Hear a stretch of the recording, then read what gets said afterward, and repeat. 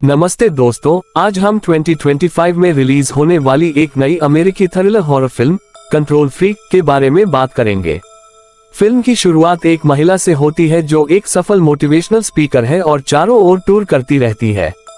वह और उसका पति बच्चे के बारे में सोच रहे हैं।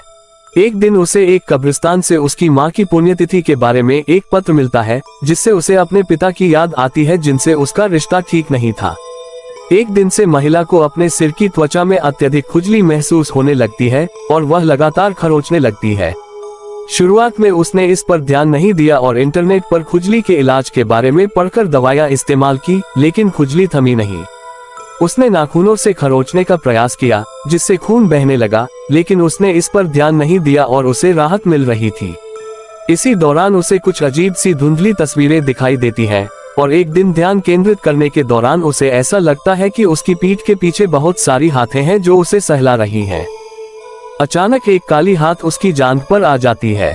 वह आंखें खोलकर देखता है तो यह एक चींटी होती है।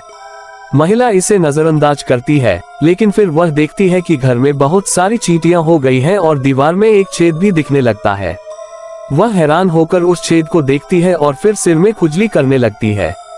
एक दिन वह अपनी मां की चीजें लेने जाती है, लेकिन एक बॉक्स गायब होता है। वह अपने बाप के पास जाती है, जो अब साधु हो चुका है, लेकिन दोनों के बीच बात अच्छी नहीं होती। महिला चुपके से उसके गोदाम की चाबी ले लेती है। जब वह गोदाम से सामान निकालने जाती है तो अचानक उसे एक बच्चे की आवाज सुनाई देती है। वह वहां जाती है और फिर से चींटियां देखती है। अचानक उसके पीछे एक काला साया दिखाई देता है। जब वह उस साए को छूने वाली काली हाथ को देखती है तो वह डर से चिल्लाती है, लेकिन बाद में पता चलता है कि वह गोदाम का सुरक्षा गार्ड था। वापस जाते वक्त वह देखती है कि उसके पैक किए गए पट्टी पर खून लगा हुआ है। जब वह फोन से अपने घाव को देखती है तो उसका घाव खून से सना हुआ होता है। घर वापस लौटकर वह अपनी मां की तस्वीरों को देखती है और पाती है कि उसकी मां की बाहों पर लाल निशान थे।